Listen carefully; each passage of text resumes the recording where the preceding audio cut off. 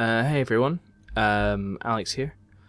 I don't normally make these, but I'm going to do it anyway because the P72 video took off like a freaking rocket, and to be honest I was really surprised. So I thought I'd give you guys kind of just a little behind the scenes look at how it was made. This is CryEngine that I've got open here, CryEngine 3.8 to be exact.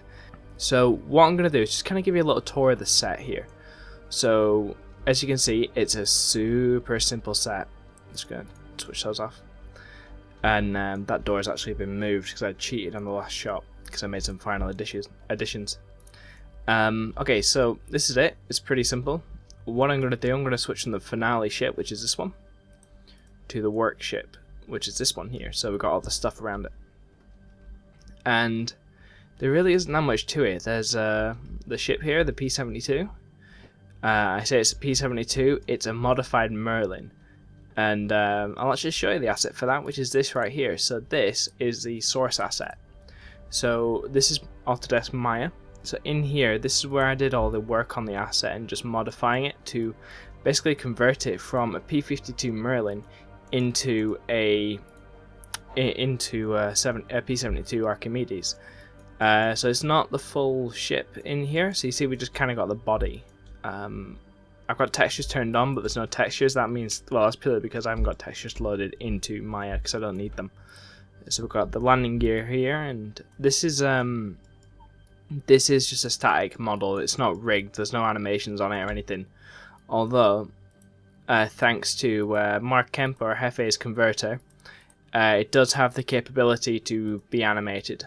So you can see here we've got the Merlin asset here, and we've got the body, and you can animate the geometry like the canopy, and just kind of rotate it up and down and things like that. And you can animate the geometry and then export that into CryEngine as an animation file, which is pretty cool.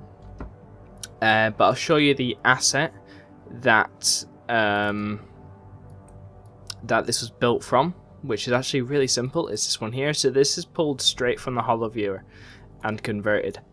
So that's the P72 there. So you can see, in essence, it's pretty much identical to the Merlin. At least this Holo Viewer one is, apart from the engines there. So really, I just took the wings off here, and the winglets and the front intake here, and then just slapped onto a Merlin. There was a little bit more work that went into it, but that was pretty much the gist of it. And then I just did a quick UV map on the components. And yeah, it's pretty much good to go. I should have deleted that. I think I might have shown up in the video. Oops. So that's pretty much what the Merlin asset is. But what the big piece of the sequence was definitely the engine part, which was a little bit mental.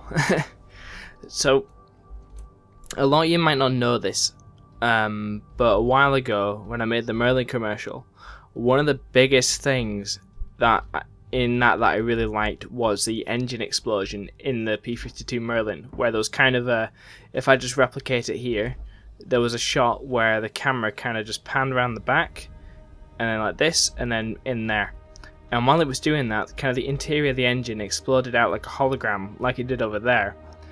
And the camera kind of panned around it, and I thought it was really cool. So, oops, that's my phone. So this was essentially an extension of it.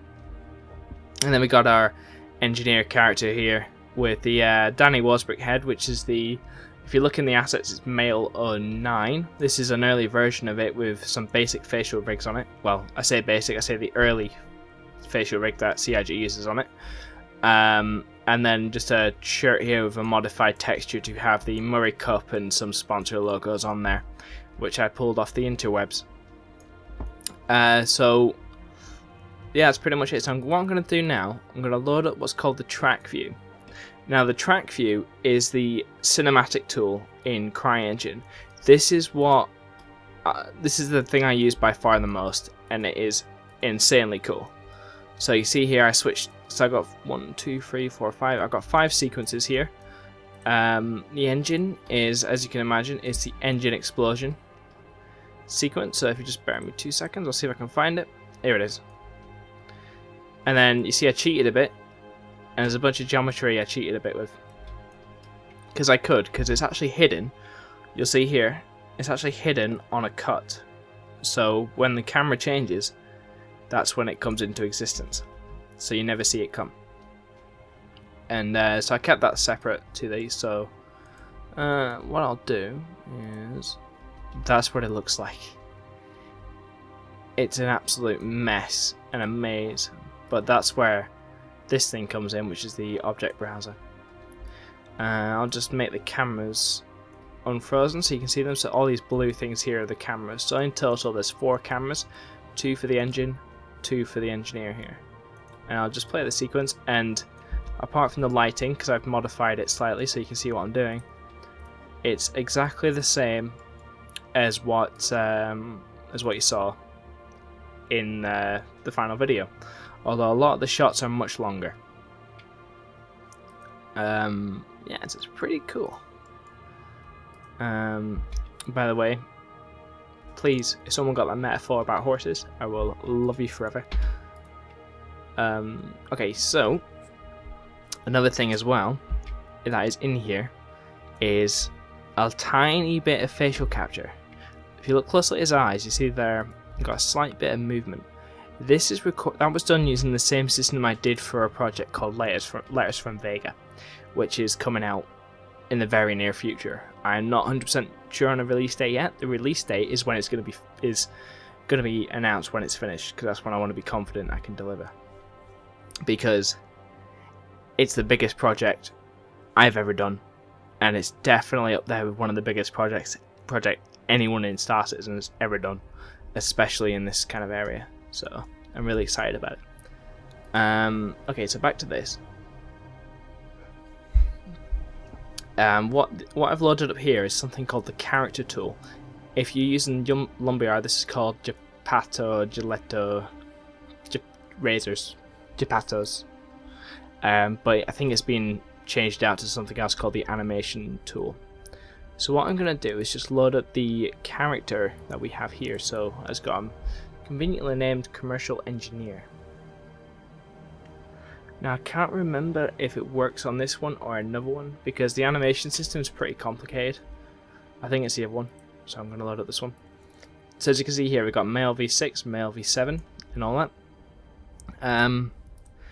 I can't be 100% certain on this, but I think that's the reason we haven't had any female models brought into the engine. It's not because of the art, it's because of the rigging work that's been going into the male skeleton system, because even between Alpha 2.6 and Alpha 3.0, those are massive difference. No, sorry, even between Alpha 2.3 and Alpha 2.6, there's a massive difference. The animations weren't compatible with each other, and the skeleton joints were rotated for some reason. I believe it might be due to the Ragdoll system or something similar. But it's my personal theory that that's why we haven't had female models. It's because they're still iterating on the male system. And another interesting thing about the faceware stuff, as far as I'm aware, that's in 3.0. I believe it's in 3.0 is what I should definitely say, because the facial animation system has changed as well. But that's a little tangent I just went down. Okay, so this is the male V6. This is from 2015, around the time of the social module, shortly before 2.0. It was changed between the social module and 2.0, so 1.3, 1.4-ish.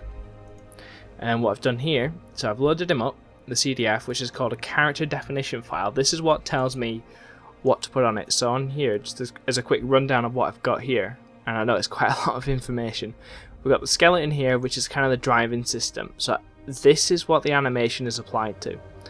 And then we've got all these different attachments. We've got eyes, hat, hands, legs, arms, etc. So the likes of the arms and the feet and the torso, those are what are called skin attachments. So they're skin geometry, and they just act like a skin file. So any joints in the skin file have to be identical to the joints in the skeleton for it to work properly. And basically the animation is applied to those. And then we've got the likes of this hat, which is just what's called a joint attachment, which just basically parents parents the hat to, in this case, the head joint. And then we got all the facial joints here, which I had the pleasure of rigging up for some Vega characters, which I might show you in this video, because why not? This is going to be quite a long video, because there's a lot of stuff in here. If I divide it into 2 parts, I apologise. But I can also just have it as 1 part, because why not? Okay, so this is the character here. So we've got the facial rig, which is a CIG one. And we got the shirt here with a modified texture. And just some civilian pants on. Okay. So now I'm just going to scroll down. I'm going to skip the skeletons, because that's due to rigging stuff. Now this is where it gets really cool. So I've got characters human, male V6, so that's relative to this. If I were to play a V7 animation on it, it won't work. It creates some nightmarish, horrible things. And all of these are CIG animations, apart from what's under Alex and custom. So this is a relic from the early days of playing with mocap. So I was kind of doing some experiments and testing to make sure it worked. This was going to be used in bulkheads at some stage, but we all agreed it looked like crap. So we didn't use it. Okay, so if I go into here, so as you got some custom animations, so we got bulkheads, so that's a little something else from the early days of mocap. But the ones I did use here were heads.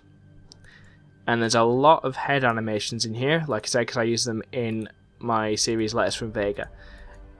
So I've got our own custom facial capture here, but this is the one I used here. So it's just a male idol that I used in this, because it worked fine with the animation with this rig, because the other ones don't really, as you can see. Some of them do, but because they're tailored to work with another head, they look a bit weird. So I've just got these idle animations here, which kind of just have a slight animation on the eyes. The blinking animation's a bit off, because again they're designed for another head. But and that's actually why it doesn't blink, is because it looks weird and it doesn't fully blink. But yeah, so that's kind of the facial capture stuff, which is pretty cool. And that's done using a program called Face Shift, and then it all gets processed through Meyer as well, similar to the ship. Although it's a slightly different process, which I'll go into a lot of detail in that after I release Letters from Vega, because that's one of the big things in there. But after that little tangent, yeah, that's the kind of the facial stuff that goes into it. So you see there's a slight eye movement and a slight brow movement as well, and it does have a little smirk on him there, which is pretty cool. And I use the same animation just at the end here when we're let's just see here. Yeah, so when we're kind of standing here, it's the same animation, I just copied it over, which is pretty sweet. Okay, so going back to this engine explosion thing,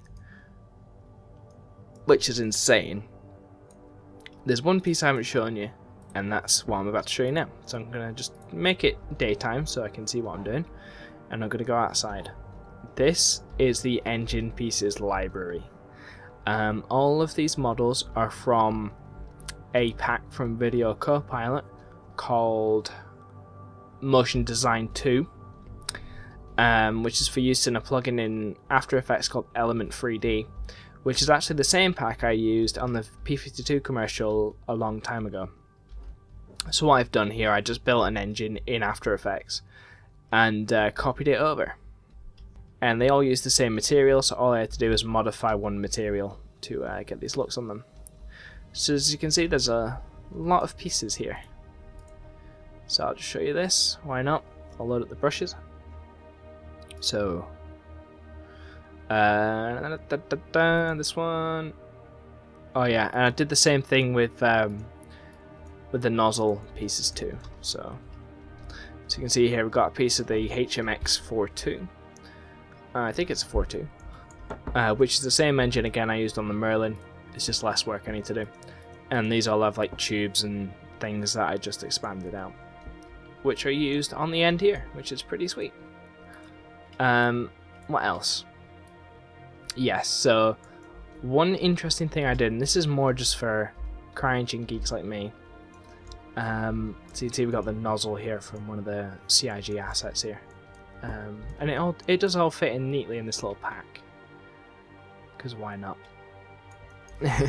So one other thing here which is pretty cool that I really liked, which is something that uses the same system as characters, it's just repurposed for something else, are these, I call them radials, which are the, if I just see what I can do here. So that's none, and I want to just, so I'm going to just enable a couple of things real quick. Okay, check this out. So I just call them radial pieces of geometry, and what they essentially do is they expand in and out. So what I did, I essentially designed a character skeleton similar to the character skeleton that I just showed you, to do this. So it's specifically designed for this purpose. So if I just type in here in the entity properties animation, type in out, it'll expand in and out. And then what I can do, if I go back into the character tool, is this. So if I go up to, I had it under here, and I just call them radial objects, and I've got the likes of Blade. By the way, the live streams, they do exist. I make them unlisted when I upload them when they're finished, so they don't clutter my channel, but there is a playlist with all of them in it that you're more than welcome to take a peek at. I'll link it in the description. But you see, I've got a few variants here. So I've got in out medium, and in out far. It just saves scaling up the geometry, and then I've got static versions here. So that I can literally just put these on a. So if I take this one, say, and just paste it onto there, it will just stay there instead of just going in and out and in and out and in and out. Yeah, and then over here, so it's going to leave the engine for now, because that's pretty much all that there was to that. There were some flash assets used on the screen, but they've decided to disappear, which is a bit annoying. Unless, maybe, I don't know. Anyway, so I've got some of the stuff over here. So yeah, all my flash assets have disappeared. It's really strange, because I use like flash videos, and they'll just loop on the screens here. I use some CIG ones, and I've got a couple of custom ones as well that may or may not be there. And there's one on here. I think there's one on there. I can't remember. I know if I can see it. And but yeah, so that's. Let me just load up the track view again. Here we go. Yeah, so the stuff that takes place around here is this kind of working stuff. Oh, and we got a super high-tech laser pistol looking thing from Fallout. Oh yeah, and it jitters a lot. Hopefully I got away with that. But yeah, so I don't have the multi-tool loaded into engine, so I kind of improvised and used a pistol, and then slapped some engines from a ship on that pistol and gave it a little gas tank like a paintball gun, using a Dynapack. And yeah. And these are two separate particle effects. So these are all built from a particle effect I used in Breaking Brock, which is the cutting torch effect. So these are the sparks from it, and that's just a little laser I made to go fast, and then got a little blue flame here too. And if I just fast forward a bit, so again, these are all done in real time. So between cuts, that's when I just turn everything off and turn everything on really quick. And I've got two different characters. So this is a male 6 version. So this is the one that other creators like, you know, well, and up until recently, Fiendish, Torellian, Taylor, and all that. These are the ones I have up until recently. And so these are animations that were in a leaked build a couple of years ago. And then I think it's this one. Well, the likes of these are from current assets. This is from Alpha 3.0, this animation, I think. Yes. This one is from Alpha 3.0, as is, well, various other things. And then we got kind of breaking an illusion here. He's not welding, he's kind of using a keyboard. But from under here, it looks fine. And he's just climbing off. So obviously these aren't in order. So I'm going to show you the process for it after CryEngine really briefly as well. What that's like. Oh, hopefully I'm not going too fast. I'll know when I watch the footage again. But there is quite a lot, and I don't want it to be too long. And I'm going on a lot of tangents. I'm going to have a cup of tea. It's going cold. Okay. Yeah, so that's kind of the ship work bit, and I'll show you the finale as well, because this is really cool. So it actually uses scripts to change the material on the well, it uses scripts when it decides to work. Let's see if I can get this working now. Yeah, so when it decides to work, it uses scripts to just turn the lights off and then turn them on again. And that's just the material side of it. So you can see here it's switched off and then on again. I think I might have broken it by accident, but I didn't notice earlier. And then we got a door that opens here to kind of illuminate it. Huge shout out to Director Gunner, or David A.E. Levy, for helping with this. So basically I sent this to him as a little preview because I know the guy, and he was like, hey, I've got some feedback, would you be open to it? I was like, hell yeah. So he gave me some feedback just saying the ending's too short, you might need to improve it, and maybe, I don't know, it needs some kind of payoff, and the payoff being manifesting itself in this kind of illumination of the ship at the end here. So this door, that was his idea, and just extended it a bit, because originally it just ended straight after, ended about there, and that's not good enough. Okay, so, and with that tangent, I'm gonna go and switch from nah to nah. This is what I call the edit. This is where everything comes together, all the footage and all that, and all the footage ends up here. So if I go into, say, Finale 1, that has the most drafts, so that has 7 drafts, and you see the first one was on the 10th, and the last one was on the 5th, and this is what they look like. They are all images and frames, which is quite a lot of frames. Again, nothing compared to other stuff, but you can see here, if I just open this up, on this version, the doors never open. So they're just kind of there. Whereas on the final version, unlike this one, they do, but it's too short. There you go, right there. And there's a few issues with flickering that I had to address. But basically all of it comes in here and it's iterated upon, and then it's completely finished. And you can see here, someone rightfully pointed out, I cropped the 1080p image to change the aspect ratio. That's not going to happen again in the future. Believe me. I did a lot of reshuffling of Vega to fix that issue. Yeah, so all of these markers represent a beat in the soundtrack. That's just one I did by accident, and it's pretty sweet.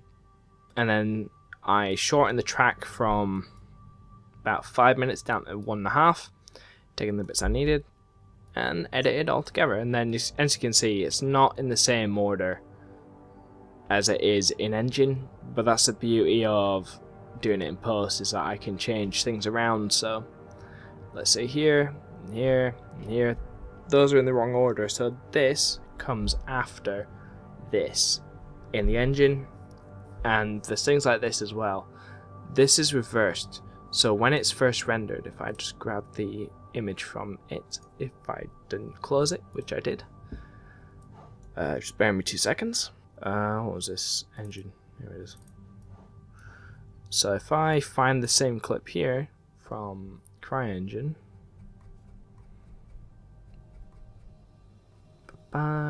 yeah, I actually made these after everything else, so you can see here it's actually reversed. So if I play this back, it's going right to left instead of left to right, and I messed that up, so I just reversed the footage. But that's pretty much the lowdown of everything that went into this. Obviously there's a lot of animation that went into doing these, but apart from that, you know, it's really just time, to be honest with you. Just animate all this stuff, and then obviously all these things are animated These are actually parented to these guys are called helpers. So you can see the helpers are actually doing the rotation, and all of these are parented to one of 4 helpers. And then there's one down here for the lights as well. And yeah, it's pretty cool. I really like this project. It was good fun. Oh, and yeah, the reason I chose the P72 over anything else was purely because it's an easy asset to get up to scratch. I didn't have to do very much to it. So yeah, don't expect some other things until much closer to release, or when those ships are actually released, because I can't actually do the asset work effectively all the time, because it takes a long time and I don't really have the skills for some of it. But yeah, so that's kind of an overview of the P72 commercial and the set of it. The set is super simple, it's just a hangar, and yeah, that's it assembled in the edit, and that's how it's made in Meyer.